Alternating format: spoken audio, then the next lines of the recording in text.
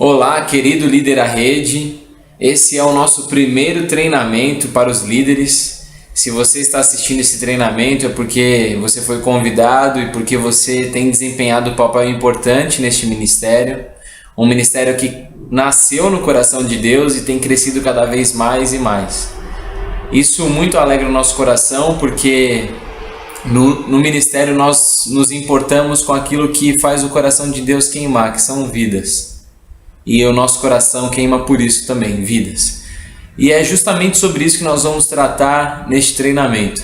Nós vamos alinhar algumas coisas, tratar de alguns conceitos, para que o fogo no nosso coração se acenda cada vez mais e o nosso potencial possa se estender por mais e mais pessoas conheçam esse nosso Jesus. Eu quero começar com uma oração, então gostaria de convidar você a fechar seus olhos. Senhor, nós te agradecemos por este tempo, te agradecemos por essa oportunidade e te agradecemos pela oportunidade de servir no teu reino. Muito obrigado por fazer parte deste ministério, muito obrigado porque o Senhor tem nos usado poderosamente para que vidas sejam alcançadas pelo teu amor. Que assim seja, que assim continue sendo, e por isso nós estamos aqui alinhando algumas coisas, pedimos que o teu Espírito Santo toque o nosso coração naquilo que realmente é importante e é relevante. Em nome de Jesus que eu oro. Amém. Eu gostaria de começar esse nosso bate-papo aqui lendo um texto que está em 1 Coríntios, capítulo 2, versículo 4. Diz assim: O meu ensinamento e a minha mensagem não foram dados com a linguagem de sabedoria humana, mas com provas firmes do poder do Espírito de Deus. Então, a primeira coisa que eu queria tratar aqui não é nem os pontos do treinamento, mas é a nossa introdução. O que a gente tem que fazer é levar o poder do Espírito Santo de Deus a todas as pessoas que nos cercam, onde nós estamos, colégios, universidades e locais de trabalho. As pessoas elas estão cansadas de blá blá blá, de conceitos, de coisas que você precisa fazer força para ficar acreditando e precisa ficar dizendo, e talvez essa mentira sendo dita muitas vezes acabe se tornando uma verdade. Não é isso que é o Evangelho. O Evangelho ele consiste em uma demonstração do poder do Espírito Santo de Deus. É o poder transformador, é o poder renovador, é o poder que traz forças, traz vigor até aqueles que estão muito cansados. É isso que Deus quer trazer para nós, uma demonstração disso. E nós temos que levar as pessoas onde nós estamos a viver isso. Elas precisam viver Jesus. Conhecer Jesus, talvez elas até conheçam já tenham ouvido falar. Mas viver Jesus é que é o grande diferencial. E esse é o nosso alvo, tentar levar as pessoas a viver Jesus. Então, primeiro eu quero agradecer você, líder. O seu serviço tem feito toda a diferença no ministério. O seu empenho é o que tem movido o nosso ministério. E eu quero te encorajar a continuar utilizando das suas forças, utilizando da sua disposição, do seu empenho, da sua criatividade, para que a gente continue esse ministério e continue ganhando vidas para Jesus. Eu não sei se você está deixando o ministério esse ano ou vai deixar daqui a alguns anos, mas o que nós do ministério esperamos dos líderes que compõem a rede? Nós esperamos que o líder ele desenvolva pelo menos 2 líderes. Um desses líderes vai ser a próxima multiplicação dele, ou seja, no mesmo local onde o seu grupo a rede está inserido, nós gostaríamos de estabelecer um outro grupo com um outro líder e com pessoas diferentes. Pode acontecer no mesmo dia, pode acontecer em dias diferentes, mas o que nós queremos é povoar esse local onde você está com grupos à rede. Então, é esperado primeiro que você treine o líder para multiplicar. E segundo, que você treine um líder para estabelecer o legado do seu grupo e perpetuar esse legado do seu grupo onde você está. Então, se você está no 3º ano do colégio, o que é esperado também de você é que você treine um outro líder que esteja talvez no 2º ano ou no 1º ano, que vai tomar a frente do seu grupo. Se você está na faculdade no último ano, é esperado também que nós procuremos, que você, líder, procure uma pessoa que está talvez no primeiro ano da universidade, para que possa perpetuar e continuar o seu grupo. E outra coisa, o líder, eu falei aqui sobre criatividade. Gostaria que você utilizasse a criatividade para contextualizar até mesmo o nosso estudo, que já é contextualizado dentro da sua realidade. O que eu quero dizer com isso? Que existem lugares onde você consegue abrir a Bíblia, onde você consegue tocar um violão. Então, faça isso. Se você pode fazer isso, faça isso. Existem grupos em que não há abertura para isso.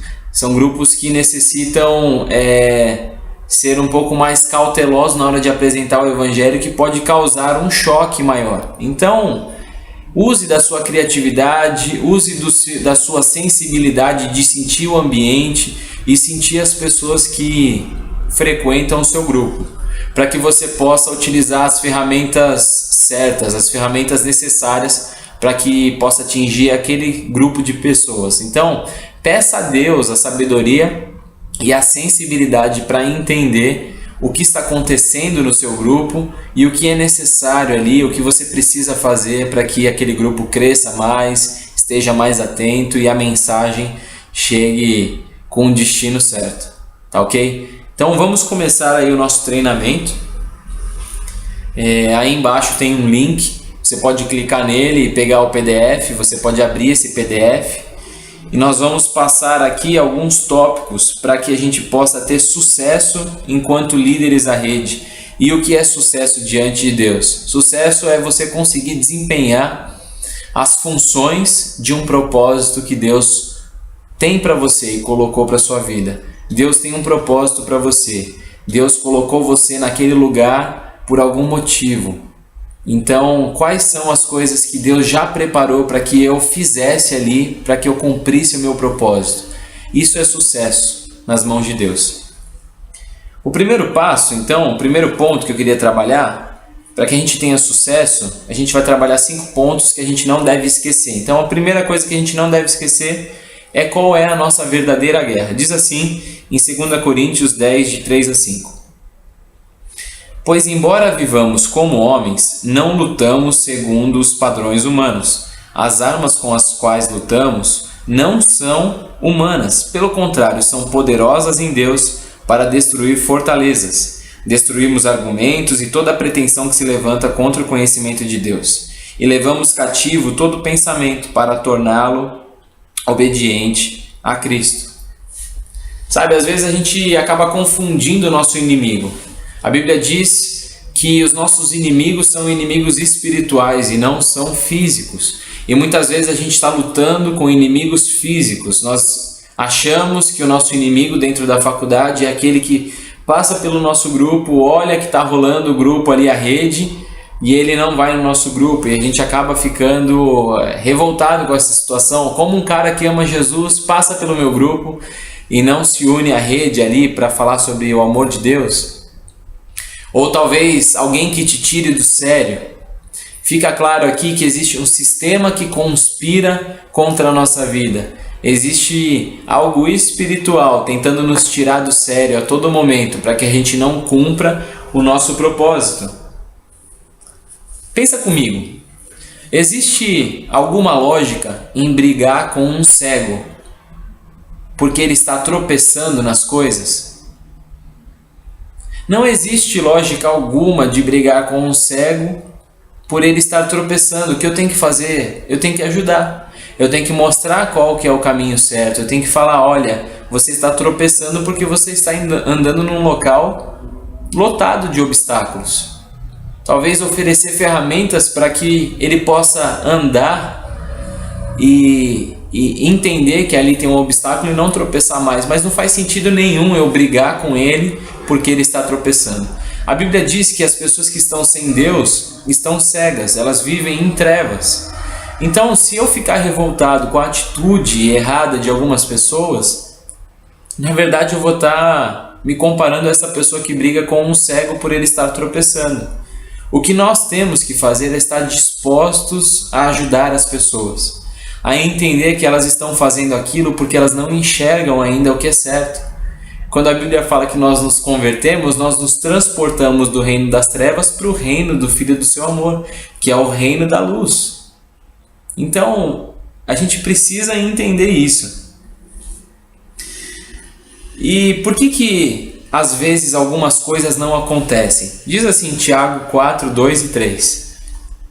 Vocês cobiçam coisas e não as têm. Matam e invejam, mas não conseguem obter o que desejam. Vocês vivem a lutar e fazer guerras. Não têm porque não pedem. E quando pedem, não recebem, pois pedem por motivos errados para gastar em seus prazeres. Então tá, eu já entendi que a minha guerra ela é espiritual e que eu preciso usar as armas espirituais. E uma arma poderosa espiritual é a oração. Você precisa ir preparado para o seu grupo ou preparado para o seu dia através da oração. E ela é uma arma poderosa.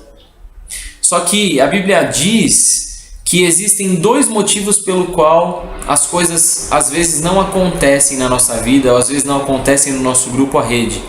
E quais são elas? Eu destaco nesse texto sobre o fato de pedir e pedir mal. Olha, se nós estamos alinhados com o coração de Deus, entendemos que Ele quer as vidas e que a Bíblia também diz que nós não sabemos como orar e o próprio Espírito Santo vai até o Pai e leva as nossas orações com gemidos inexprimíveis, ou seja, o próprio Espírito Santo nos ajuda a orar como convém. Eu tiro esse motivo e resta apenas um, que diz assim: não tem porque não pedem. Você consegue entender que algumas coisas não acontecem na sua vida ou no seu grupo porque nós não pedimos a Deus? Simplesmente porque nós não pedimos a Deus? Sim, algumas coisas não acontecem simplesmente porque não oramos. Então eu quero te encorajar a entender qual é a real guerra que você está vivendo. É uma guerra espiritual e para você vencer essa guerra, você precisa se preparar com armas espirituais. Você precisa orar, você precisa buscar a Deus, você precisa ler a Bíblia e ter a certeza que essa batalha já está vencida, ela já tem um vencedor e o nome dele é Jesus Cristo. Não foi isso que ele disse? No mundo vocês terão aflições, mas tem de bom ânimo, porque eu venci o mundo. Essa é a nossa batalha, essa é a batalha que nós temos que travar e tenha certeza que a vitória já está nas nossas mãos no nome de Jesus Cristo. E o segundo ponto que eu queria tratar com vocês é que você não deve esquecer que a sua luz deve brilhar. Mateus 5, de 14 a 16 diz assim: vocês são a luz do mundo. Não se pode esconder uma cidade construída sobre um monte. E também ninguém acende uma candeia e a coloca debaixo de uma vasilha. Pelo contrário, coloca no lugar apropriado. E assim ilumina a todos que estão na casa. Assim brilha a luz de vocês diante dos homens, para que vejam as suas boas obras e glorifiquem ao Pai de vocês que está no céu. Bom, o que significa essa luz, que nós somos a luz do mundo? Bom, é só você imaginar para um local escuro. A Bíblia deixa claro que o mundo jaz no maligno, o mundo jaz em trevas. E que através do amor de Cristo dentro de nós nos tornamos luz do mundo. Quando você está numa sala escura e alguém acende um fósforo, ou alguém acende a luz. Primeiro, quando alguém acende um fósforo, você não vai ficar olhando para o escuro. As pessoas olham exatamente para onde o fósforo está. Isso traz uma noção de destaque. Isso traz uma noção de, olha, as pessoas realmente vão olhar para você. Não tem jeito. Outra coisa, quando a luz está iluminando, as pessoas conseguem enxergar aquilo que está acontecendo ao redor. Nós desfrutamos daquilo que a luz pode oferecer. As pessoas, elas desfrutam daquilo que a luz pode oferecer, daquilo que a sua luz pode oferecer. E a gente não pode se enganar achando que a luz sempre vai ter um bom efeito para as pessoas. Do ponto de vista espiritual e do ponto de vista de Deus, essa luz sempre vai causar alguma coisa boa para a pessoa. Mas do ponto de vista das pessoas, nem sempre a luz agrada. Diz assim, em João capítulo 3, versículo 20: porque todo aquele que faz o mal odeia a luz e não vem para a luz, para que as suas obras não sejam reprovadas. Sabe quando você acorda de manhã e você não quer a luz, você está acostumado ali com a escuridão, e na hora que você abre o olho ou alguém abre a janela, se você já teve essa experiência agradável de alguém abrir a janela e aquele raio de luz vir na sua cara e você está com muito sono, não é algo agradável. E é exatamente sobre isso que a Bíblia está falando. Aquele que vive em trevas, aquele que está acostumado com a escuridão, às vezes vai se sentir incomodado com a sua luz. Quando você chega perto da pessoa, as obras más dela ficam à vista dela. Ela olha para si mesma e ela vê uma sujeira e ela não suporta aquilo. E muitas vezes nós vamos ser hostilizados simplesmente por ser luz. Em outros casos, a pessoa ela não sabe que está suja, e quando você chega perto, quando a luz de Cristo brilha perto dela, ela enxerga a sujeira e ela fala: o que eu faço para me tirar dessa sujeira, para me limpar dessa sujeira? E você apresenta Jesus e ela também se torna uma luz. Então nós vemos que a luz, para as pessoas, vão ter esses dois efeitos. Às vezes vão levar elas para o caminho correto, para o caminho de estarem limpas, para o caminho de enxergar que não estão fazendo as coisas corretas e de terem a oportunidade de consertar os seus próprios caminhos ali, os seus caminhos maus. E num outro caso, vai causar incômodo, nós vamos ser hostilizados. Mas é esse o efeito que a luz causa. Mas seja num efeito ou seja em outro efeito, a vontade de Deus é que a luz brilhe. E do ponto de vista espiritual, a pessoa gostando ou não, a luz brilhando sempre vai causar um ótimo efeito do ponto de vista de Deus. Então brilhe a sua luz. A sua luz não foi feita para ficar escondida, assim como nós vimos no texto aqui. A luz ela é feita para brilhar, estar num local de destaque, num lugar de destaque. Eu, por exemplo, William, quando fazia o meu grupo na universidade, a gente fazia o grupo sentado numa roda, no concreto mesmo, perto de um jardinzinho, mas era exatamente do lado da entrada principal da universidade. E as pessoas elas passavam, aqueles que entravam e saíam, alguns ficavam parados, olhando, tentando entender aquilo que acontecia. A gente levava violão mesmo, não queria nem saber, a gente tocava violão e a galera pega bem com isso. Então fica só uma dica aí para você: se você quiser levar um violão para sua universidade, tocar ali junto com a galera vai pegar bem. Faça as pessoas entrarem nesse ambiente de adoração, sentirem o próprio Deus dentro delas, o ambiente de adoração. Só um parênteses, a Bíblia diz que Deus habita em meio aos louvores do seu povo. Quando nós louvamos a Deus, nós criamos uma bolha ao nosso redor, um ambiente que recebe a presença de Deus. E essa presença de Deus vai tocar as pessoas, elas vão se sentir dentro, elas vão saber o que é adoração, não vai ficar apenas nas palavras. Voltando um pouco no nosso assunto, as pessoas de curiosas às vezes iam para o nosso grupo e perguntavam o que está acontecendo aqui. E sabe, a curiosidade, ela acabou pegando um cara uma vez na Bíblia de jeito, chamado Zaqueu. Zaqueu ele não queria se salvar, ele não estava pensando em eu vou mudar de vida. Não, ele estava curioso, ele queria saber quem que era o Jesus que estava passando por ali. E de curiosidade ele pega e sobe numa árvore, sem saber que naquele dia seria o encontro mais importante da sua vida, em que mudaria toda a sua história. Por curiosidade, Zaqueu acabou conhecendo a Jesus. Por que não aguçar a curiosidade na cabeça daquelas pessoas que estão ali na nossa universidade, no nosso colégio, no nosso local de trabalho? Aguce a curiosidade. Quem sabe não vai ser naquele dia que você aguçou a curiosidade de alguém que ela vai conhecer Jesus, o Salvador da sua vida. Sabe o que acontece quando nós fazemos um local meio aberto, meio neutro? Nós tiramos um pouco do vínculo da universidade, do colégio, do local de trabalho. Porque se nós fazemos em sala e aquela sala foi cedida por uma diretoria, talvez outros grupos religiosos ou que creem em outras coisas vão falar assim: poxa, o grupo cristão foi beneficiado, ou seja, tem um vínculo com este local aqui e nós queremos ter um vínculo também. E para não ter um vínculo com todos os tipos de pensamentos, sabe o que a diretoria vai fazer? Ela vai cortar todo e qualquer vínculo, inclusive com os grupos da rede. Então transforme a rede em algo informal, A rede, na verdade, ela é uma conversa. Esse é o nosso trunfo na nossa manga. As pessoas não conversam sobre futebol, novela ou outras coisas. Nós conversamos sobre assuntos espirituais. A nossa diretoria e os nossos professores não podem nos impedir de sentar numa roda de amigos e conversar sobre os assuntos que são totalmente importantes para a sociedade. Sabe, uma vez me chamaram para explicar o que nós conversávamos dentro do nosso grupo. E eu falei, olha, nós falamos sobre amor, falamos sobre paz, sobre respeito, inclusive respeito às autoridades e aos professores.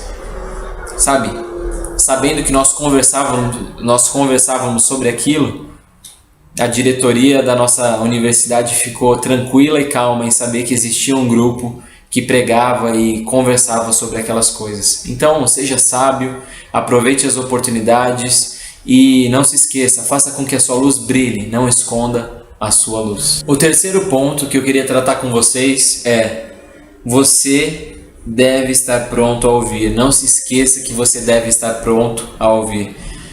Veja o que está escrito em Tiago, capítulo 1, versículo 19. Meus amados irmãos, tenham isso em mente. Sejam todos prontos para ouvir, tardios para falar. Sabe qual que é o nosso grande erro quando nós queremos evangelizar alguém? Muitas vezes é a nossa vontade de falar, a nossa ansiedade em falar.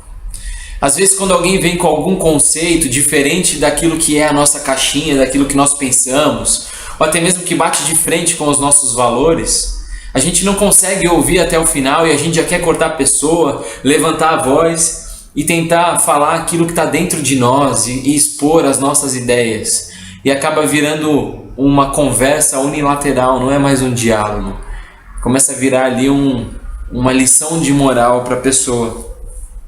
Sabe, quando a gente quer estabelecer um diálogo com uma pessoa, isso eu tenho aprendido na minha vida, você precisa saber ouvir essa pessoa. É mais ou menos assim: olha, se você se interessa pela minha vida, se você se interessa pelas minhas coisas, eu vou deixar você influenciar a minha vida. Eu vou deixar você influenciar os meus valores, a minha personalidade e o meu caráter. Sabe, eu não estou querendo aqui mostrar para você como manipular alguém, não é isso. Mas é como amar de verdade. Se você está interessado apenas em estabelecer e fazer um discurso para uma pessoa, você não está interessada nessa pessoa. Jesus, ele parava para ouvir as pessoas, aquilo que elas tinham a dizer. Talvez pessoas que nem eram tão importantes para a sociedade eram deixadas de canto. Até mesmo os discípulos de Jesus, os apóstolos ali, às vezes tentavam evitar essas pessoas. Jesus ouvia essas pessoas e dava atenção. Sabe, o que nós devemos fazer é dar atenção para as pessoas. As pessoas precisam ser ouvidas. E como é que você vai conversar se você nem sabe quais são os conceitos que a pessoa tem na mente dela? Vamos falar um pouquinho sobre o próximo. O que é amar? Jesus uma vez estava tentando explicar qual que era o mandamento mais importante. Chegou um cara para ele e falou: Jesus, eu quero saber qual que é o mandamento mais importante. Se você for olhar lá no Antigo Testamento, você vai ver um monte de mandamentos, um monte de coisas para seguir. E talvez, assim como aquele rapaz, eu e você perguntaríamos algum dia para Jesus: Jesus, faz um resumão aí para gente. O que é mais importante aí dessa lei toda? E olha o que Jesus responde em Mateus 22, de 37 a 39. Amarás ao Senhor o teu Deus de todo o teu coração, de toda a tua alma e de todo o teu entendimento. O segundo, semelhante a este, é: amarás o teu próximo como a ti mesmo. Jesus resume para ele toda a lei.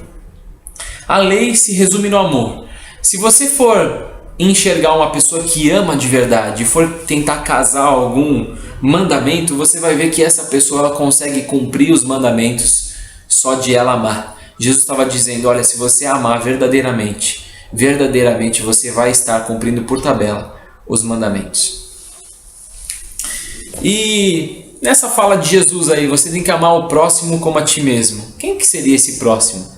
Para explicar quem seria o próximo, Jesus utiliza uma parábola de um judeu que tinha se machucado. E aí passaram algumas pessoas ali perto dele, pessoas prováveis de ajudar aquela pessoa. e passaram meio de largo, não quiseram se compadecer daquilo que era o sofrimento daquela pessoa. E de repente passa um que é do povo inimigo, e esse cara ele para e se compadece e se interessa pelos sentimentos daquele que está ali no chão, daquele que está ali totalmente machucado, e ele o socorre então, se compadecendo. Jesus vai falar para aquele povo e para nós que o próximo é exatamente esse que se compadeceu daquele homem que estava no chão. Ele é o próximo. Sabe quem é o seu próximo? Não é o próximo, não é sempre o próximo, porque é isso que a nossa carne quer fazer. Ah, não vou amar esse, eu vou amar o próximo. Não, o próximo é exatamente esse que está do seu lado, passando necessidade. Muitas vezes dentro da nossa sala de aula ou no nosso local de trabalho, a pessoa do nosso lado está passando por uma dificuldade tão grande na vida dela e a gente não é capaz de ouvir aquilo que ela tem para dizer e se compadecer daquilo que ela tem para desabafar. Tá, então a gente já viu quão importante é a gente se compadecer das pessoas e ouvi-las, mas vai ter uma hora que a gente vai ter que falar de Jesus. E que hora é essa que a gente vai falar de Jesus? Olha, essa é uma pergunta muito complexa de responder. Eu não sei exatamente a hora que é para você falar, mas peça direção ao Espírito Santo de Deus. Mas sabe, geralmente quando essa hora vem, essa hora vem depois de um longo tempo em que você passa escutando. Quando você pergunta algo para alguém, o que você acha de tal assunto? E aquela pessoa ela vai falar e vai explicar o ponto de vista dela. E se você permanecer calado e essa pessoa quiser ouvir aquilo que você tem para dizer, ela vai perguntar para você: e você? O que você acha? E aí nessa hora você vai ter a oportunidade ali da sua vida de falar sobre o amor de Jesus, sem talvez bater de frente com aquilo que aquela pessoa disse, mas de uma forma sábia apresentar aquilo que Jesus tem para oferecer para ela, o descanso, talvez o alívio, talvez a paz que ela está precisando, o amor, a paciência. E eu quero perguntar para você, quando foi a última vez que você perguntou para um católico como funciona a oração aos santos? E o que ele espera que aconteça após uma oração ao santo? Quando foi a última vez que você perguntou para um católico isso? Ou talvez, quando foi a última vez que você perguntou quais são os serviços voluntários que o seu amigo espírita realizou no último mês? Será que a devoção de um católico ou a disposição em ajudar de um espírita não são atitudes dignas de um elogio? Saia um pouco do seu mundinho. Será que a outra pessoa só tem coisas a ser criticadas? Há muitas coisas que podem ser elogiadas nas pessoas e o elogio abre muitas portas. Aproveite essas portas abertas, aproveite essa credibilidade que você pode ter em se relacionar com uma pessoa amando ela. E o que é amar? Amar é ouvir, amar é respeitar e amar é elogiar. Foi assim que Jesus nos ensinou. Ensinou que a gente deveria amar. Sabe, às vezes acontece da gente ouvir algo que entra em choque com os nossos conceitos e valores e a gente não consegue ouvir até o final aquilo que as pessoas dizem. Um missionário que atua em países muçulmanos, que passou pelo Campus Colina, na IC em São José dos Campos, no dia 7/10, ele pontuou algo que os muçulmanos muitas vezes dizem sobre os cristãos. Ele falou que um muçulmano chegou para ele e falou assim: olha, vocês cristãos são difíceis para conversar, só vocês têm razão. Infelizmente, muitas vezes é assim, só nós temos razão. Nada tem um pingo de coisa certa na vida das pessoas. Comece a duvidar um pouco do seu discurso e da maneira como você prega o Evangelho, se assim você tem feito. Ouça um pouco. Pegue as dicas desse ponto, seja um ótimo ouvinte. Peça sabedoria para Deus para enxergar as oportunidades. Esteja pronto para falar, porque a oportunidade ela vai aparecer. Mas seja primeiro pronto a ouvir, a entender aquilo que a pessoa crê, aquilo que ela pensa. Respeitando assim desse jeito, você vai ter a sua oportunidade de falar e apresentar as verdades de Jesus. O quarto ponto que eu gostaria que você não esquecesse é que você deve estar unido com um grupo. João 17, 20 e 21. A minha oração não é apenas por eles, rogo também por aqueles que crerão em mim por meio da mensagem deles, para que todos sejam um, Pai, como tu estás em mim e eu em ti. Que eles também estejam em nós, para que o mundo creia que tu me enviaste. É através dessa união, dessa unidade, dessa comunhão, que as pessoas vão entender que Jesus Cristo foi enviado por Deus para resgatar a humanidade. Quando nós nos unimos para fazer alguma coisa, isso tem um potencial muito grande, muito grande.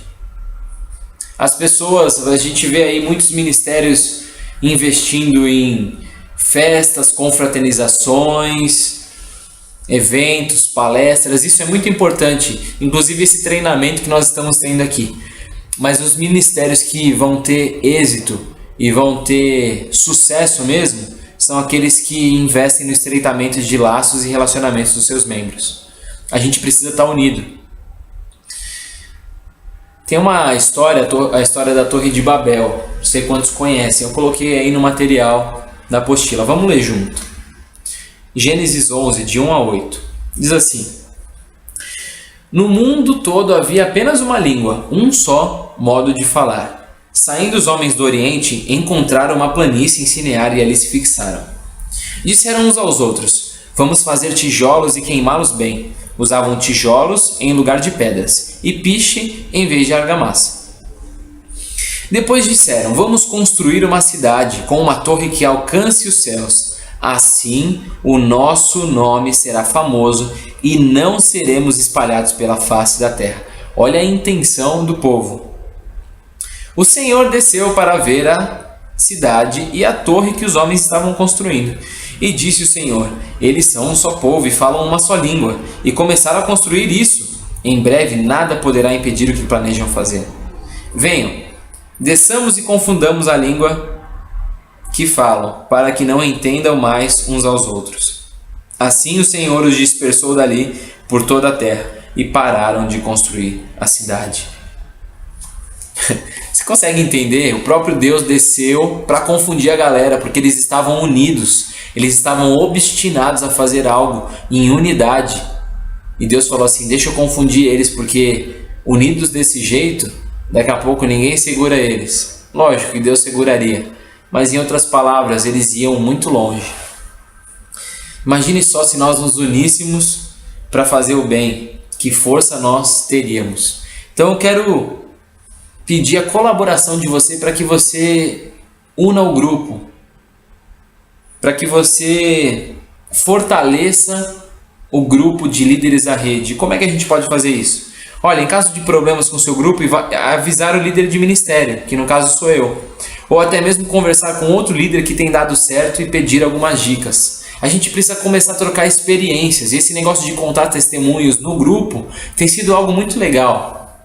Ah, Deus falou isso no meu grupo, Deus falou isso comigo, olha, Deus tocou fulano de tal, depois ele mandou mensagem para mim, mandou e-mail. Isso é sensacional, continue mandando essas coisas no grupo, esses testemunhos no grupo, isso edifica o grupo e nós vamos estar cada vez mais unidos por causa disso. Então, não sofra sozinho, não fique sozinho, qualquer problema, levante aí a bandeira, levante a mão, eu estou tendo problema com isso. Eu ou algum líder que está tendo sucesso no seu grupo vai poder te ajudar. E a gente vai crescer junto. Outra coisa, realizar as avaliações todas as semanas. As avaliações são de extrema importância, porque é através das avaliações que nós melhoramos o nosso estudo. Você está ali avaliando, não talvez o seu grupo, mas avaliando o estudo. Você está dando uma nota para o estudo. Olha, esse estudo ele coube bem na minha realidade, ele não coube na minha realidade. E uma outra coisa, aproveitando falar do estudo, o estudo ele é adaptável à sua realidade. De repente ele está sendo muito impositivo ali e você vai ter que passar com algodãozinho ali no seu grupo, mais tranquilo. Ou talvez você possa pegar aquele estudo e ser um pouco mais contundente, mais enérgico ali no seu grupo. Então, o estudo que é contextual, ele pode ser contextualizado de acordo com a sua realidade também. E, através da avaliação, eu também sei que o seu grupo está acontecendo. E esse é o feedback que nós damos para a liderança da nossa igreja. Isso é de extrema importância.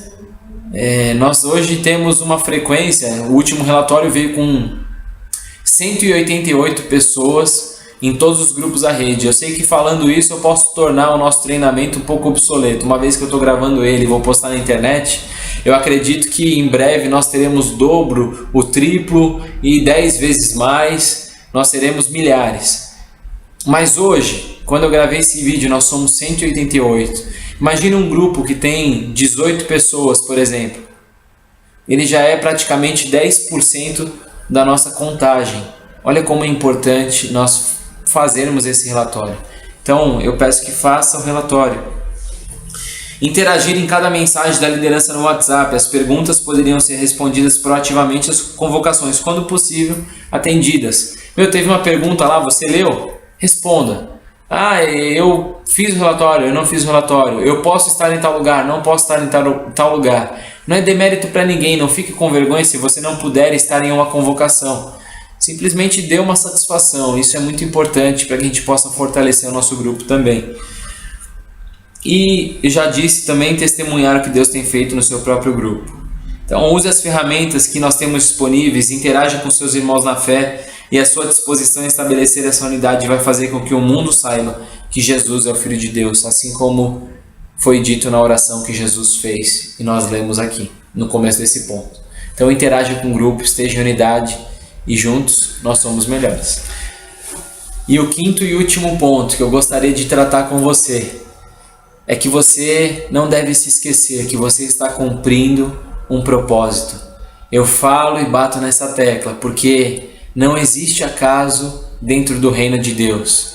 Existe sempre uma Jesuscidência ou uma Cristocidência. Não existe acaso. Para tudo existe um propósito. Se você está no colégio onde está, se você está na universidade onde está, se você está trabalhando neste local, pode ter a plena convicção que Deus te escolheu para estar neste local, para representar o reino dele. O reino de Deus está chegando no local onde você está, porque você está neste lugar. Não desanime, não fique triste. É Deus que vai te ajudar, é Deus que vai te guiar, e Ele, assim como nós, estamos interessados, Ele está interessado também em que o reino dele expanda. Ele vai te dar todas as ferramentas necessárias e Ele vai te capacitar para que você possa desempenhar com excelência a função de líder à rede. Efésios 2:10 diz assim: pois somos criação de Deus, realizada em Cristo Jesus para fazermos boas obras, as quais Deus preparou de antemão para que nós as praticássemos. Se você tem visto um grupo bombando, alegre-se, porque você faz parte do grupo à rede. Se seu grupo hoje não está bombando, alegre-se, porque você está com seu grupo funcionando. Nós todos somos a rede. Nós estamos aqui para mudar a realidade da nossa sociedade, para mudar a realidade de onde nós estamos, para que Jesus Cristo chegue e estabeleça o seu reino. Você é ali um embaixador, você é ali uma embaixatriz, você está ali para estabelecer o reino de Cristo. Então não desanime se seu grupo é pequeno, não se ache porque o seu grupo é grande. É Deus que está realizando uma obra através da nossa vida. Você é apenas um instrumento, assim como eu. Nós somos instrumentos nas mãos de Deus, nós somos os braços de Deus, nós somos a boca de Deus aqui, nós somos os olhos de Deus. Nós estamos aqui para estabelecer a cultura do reino. Você está aqui para estabelecer a cultura do reino a qual você pertence. Se o seu grupo está pequeno, continue orando ao Senhor, mas alegre-se, porque o propósito de Deus está sendo cumprido através da sua vida. Sim, busque crescer esse grupo, busque novas estratégias. Não use o argumento de que o grupo está pequeno para que você não busque novas estratégias para que ele cresça. Sim, busque, mas não fique decepcionado se ele não crescer na velocidade ou do jeito que você gostaria que ele crescesse. Você não sabe quem está no seu grupo. Você não sabe quem Deus está alcançando através do seu grupo. De repente ele é um um Jonathan Edwards, de repente ele é um John Wesley, de repente ele é um Billy Graham. São líderes de grandes avivamentos que já aconteceram. De repente é uma pessoa dessa que está no seu grupo. E se você está com o seu grupo grande, continue orando a Deus para que Ele te capacite e sempre te persevere e te preserve humilde nas mãos dEle. Sempre saiba, sempre tenha em mente que é Deus que realiza essa obra e Ele faz o seu grupo crescer cada vez mais, o seu grupo crescer mais. Chame os não cristãos. Chame aqueles que não conhecem a Jesus, eles precisam conhecer Jesus. Nós estamos ali para estabelecer a cultura do reino e eles conhecerem essa cultura.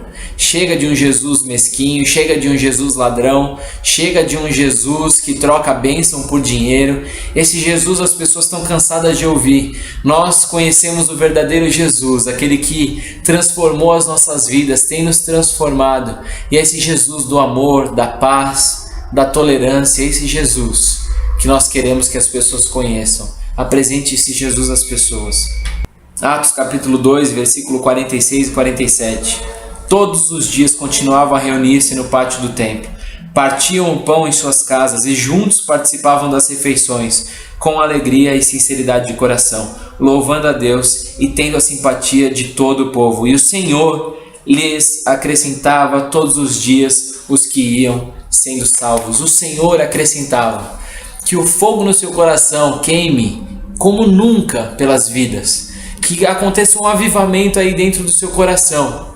Que o seu desejo seja ver as pessoas adorando a Deus. Que o seu esporte predileto seja ver as pessoas entregando a sua vida a Jesus. Desse jeito nós vamos alcançar mais e mais e mais pessoas para Jesus. Eu acredito no avivamento nos tempos de hoje, através da minha e da sua vida. Eu quero poder contar com você, eu quero poder contar com a sua disposição, com a sua vontade, com o seu amor. E nós vamos ver uma revolução acontecendo por causa do amor de Jesus que está chegando a todas as pessoas. Que Deus te abençoe, que essa visão esteja no seu coração. Nunca se esqueça, a rede ela está aqui para salvar as vidas. A rede está aqui para mostrar o verdadeiro Jesus. A rede está aqui para transformar toda a nossa realidade. Que Deus te abençoe.